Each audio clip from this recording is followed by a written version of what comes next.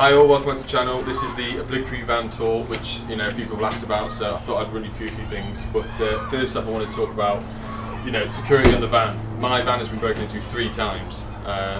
First time, random night, come back to the van in the morning, back doors were open, my stuff was spread everywhere. Took all the power tools. Luckily they didn't take my tester, because they didn't know what it was. So forked out, bought all new stuff, naively then left everything still in my van, and 3 months later they came back and took everything again. So at this point I'm down about 6 grand, all power tools gone. The main thing that I missed out was the batteries. They took batteries. One of my batteries would cost nearly £100. Some of my drills, the batteries £200. So it was a big knock. So after that, I had to borrow tools from friends, family, until I had enough money to start buying my own kit back up again. So once I then got my stuff back together, it was time to then secure the van. But what I was doing in the meantime, from buying all my tools the second time over, bought a tool bag, all my power tools were brought in every night. I know some people just take their tools in on a daily basis, that's just their routine after get out your van, go home, take your tools out, everything's safe. And I did this for 8-9 months, and it was just a pain in the arse, it really was. The kids started playing with the bloody tools, they were sat in the hallway, they were in the way. I started putting some protection on the van. I used to reverse up to because I've got a big shared access driveway, there's 8 houses.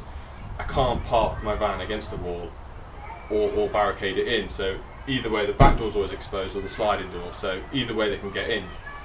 So I bought these locks for the van, which are a godsend really. So I've got one here, one on the sliding door.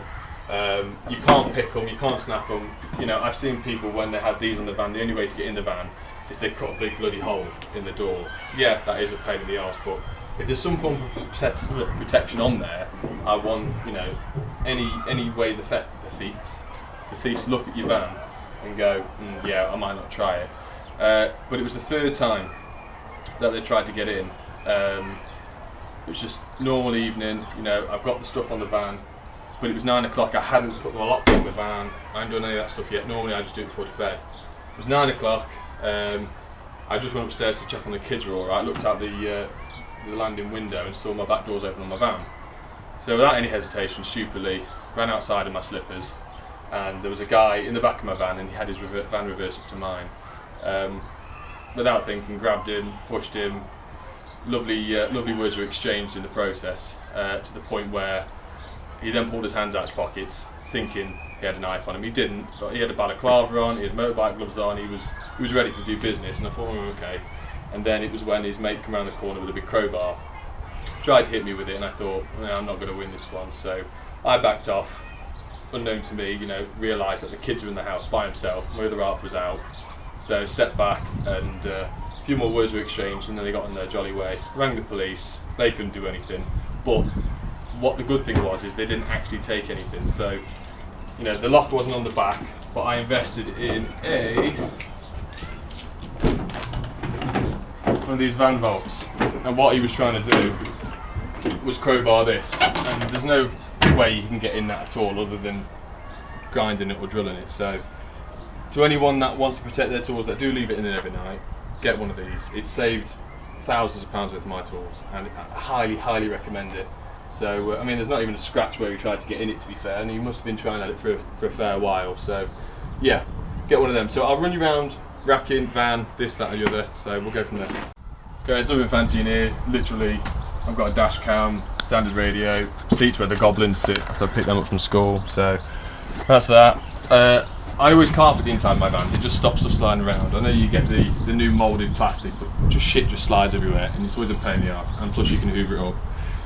What I've done for this video, I have not tidied it to the best of my ability, I've not sorted my racking out, I've not hoovered it, because this is the tradesman's van. This is always going to stay reasonably messy. I try and keep on top of it, but I ain't got time to start doing it all the time, so I thought I'd leave it so you can see this is what it looks like 99% of the time. So I've done a bit of racking, cable stays up there, I've got a big box with my dust sheets on, cable drum, box of shit that I normally just put my power tools in, walk inside with, hand tools, tester, built this back of the racking just to, I've got my hoover there, which some electricians don't even have, nice, cables. Another thing I did buy was one of these van mates, which is almost, a glorified shed alarm. battery operated. I've got a fob on my keys. When I locked it up, bang, done, and it's bloody loud. So I've forgotten about it several times, opened the van up and shit myself, to be honest. So yeah, that's that bit done. Around the back. So I made this little contraption which I've done in one video. So that's just a multi-charger that just hangs off the back. I got my 3D printer and actually 3D printed a few hooks. I've done one. I mean, this one's snapped. I need to make one a bit better. But a silicone holder. I slammed the door a bit hard and it come off its hinges. I've got a DIN rail for my Hager breakers. Some more hooks. I need to rejig my racket. It's always a continuous process of how I can improve it. So obviously got the Van Volt, Stanley Fat Max organisers which are clipped together, which are very handy. So I've got, I mean, I just bought a box of Wagos the other day, but I've actually got one of these is a Wago one. Connectors, plugs, screws, grommets, clips. Obviously the ladders on there, a row of stuff, and then what I've got here, I built in a section here. So slide out drawers. So that's mainly sockets and cooker socket fronts and cooker switches. This one's mainly just, well, there's a cooker switch in there, but light switches. It's just odds and sods really. So when I'm doing either call outs or I just forget one thing to buy, then I've got spares. You know, glands. You've got loads of whisker boxes, hole saw kit, spare screws, box of cable ties and that, and then down in the corner there, it's just the standard corner of shit that just gets piled up, which is don't really have a place for. I have no idea what this is or how you use it, but it's there. I did have some nice LED lights that lit it up like Christmas, but I caught it with something the other day and it pulled the cable out and it snapped.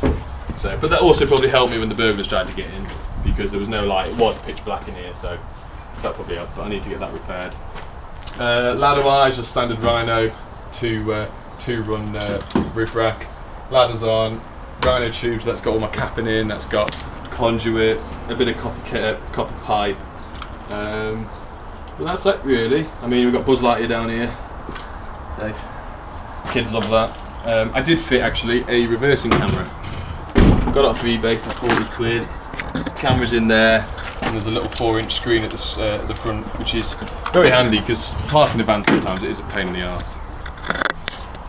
So that's the van. Tool wise that I use mainly are Bosch, really. So I've got my 36 volt SDS, Bosch normal combi, Impact, cordless multi-tool. I've got two corded multi-tools because one of them spat flames out the other day, so I bought another one.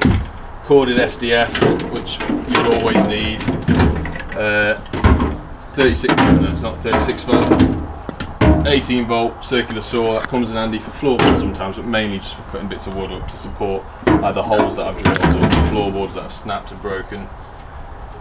Tester wise, I have a Mega. Can't tell you what number it is because it's a long number and I've forgotten. I use my my iPad with program EasySert from, I think it's Tysoft. Just started using that. It's a great piece of software. It was expensive. It was about 250 quid, but it was worth every penny because it's just, you can do it when you're on site. It's done. I'll have Notified Building Control on there on my iPad, and then get home and I haven't got to worry about it. Instead of writing stuff on a piece of paper, going home, not doing it for a week, rushing it. You know, it does help to the working day, to be honest. You know, if you're organised and you try and stay on top of things, it makes your life easier, and that's what it's all about: making your life easier. Having a racked out van with it, you know, within reason, organised, so you can open it, you can get your stuff, get to work, get finished, put it back, go home. So that's what I do really. Stay on top of things as best as can. I know, come to a Friday where you fill the van up full of shit, it's piling up. Come to the weekend, you can spend half an hour tweaking it, but you know, you want to make your life easy. That's the whole point of going to work, is you earn your money as best as you can, and you can go home and then enjoy your time off. So hope you like the video. Please like, subscribe, and I'll see you again soon.